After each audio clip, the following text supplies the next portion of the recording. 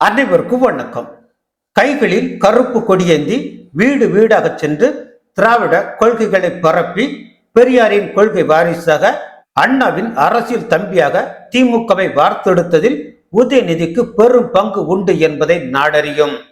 திரையில் அவர் பேசிய பட்டாசு வசனங்களால் ஈர்க்கப்பட்டு கழகத்தை காக்க தங்களை அர்ப்பணிக்க கூடிய இளைஞர் கூட்டம் கோடானு கோடி.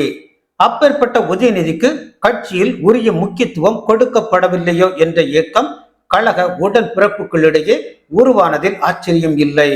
சமீப காலமாக அதனை வெளிப்படையாகவே தலைமைக்கு அறிவுறுத்தி வருகிறார்கள். அந்த விஷயம் இப்போது உச்ச நிலையை அடைந்துள்ளது. எனவேதான் முதல்வர் மு.க. ஸ்டாலின் ஏற்கனவே உதயநிதிக்கு கட்சியிலும் ஆட்சியிலும் முக்கியத்துவம் இருந்தாலும் அரசு பதவி என்ற கோதாவில் இருந்தால் முதல்வருக்கு உரிய பயிற்சியும் கிடைக்கும். அடுத்த 2026 சட்டசபை தேர்தலில் மாநிலம் முழுவதும் முன்பு மாதிரி சூறாவளி சுற்றுப்பயணம் செய்ய தன்னால் முடியாத நிலை ஏற்பட்டால் தனக்கு பதில் உதயநிதியை மாநிலம் முழுவதும் களத்தில் இறக்க முடியும்.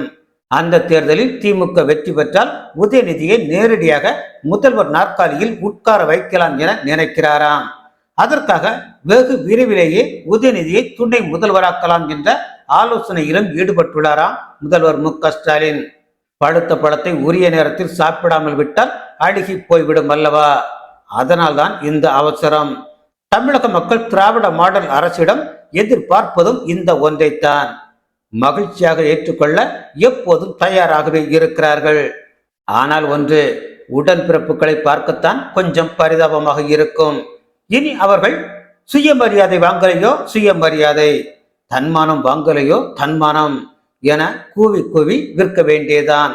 வாழ்நாள் முழுதும் குடும்ப பல்லக்கு தூக்கும் அடிமை பதவியும் போஸ்டர் ஒட்டும் வேலையும் அவர்களுக்கு நிச்சயம் உண்டு. இத்தனொண்டு சோறு திங்கிறதுக்கு எப்படியெல்லாம் மானங்கிட்டு அலைய வேண்டியது இருக்கு. பாவம்தான். சரி, அதை விடுங்கள்.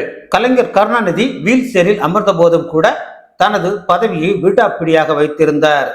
ஆனால் திட்டகாத்திரமாக சுதந்திரமாக சுறுசுறுப்பாக இன்றும் செயல்பட்டு கொண்டிருக்கும் முதல்வர் மு.க. ஸ்டாலின் தனது வாரிசாக உதயநிதியை இப்போதே ஏன் களம் இறக்குகிறார் என்பது மட்டும்தான் நமக்கு புரியவில்லை. உங்களுக்கு புரிஞ்சா கமெண்ட்ல சொல்லுங்க. நன்றி.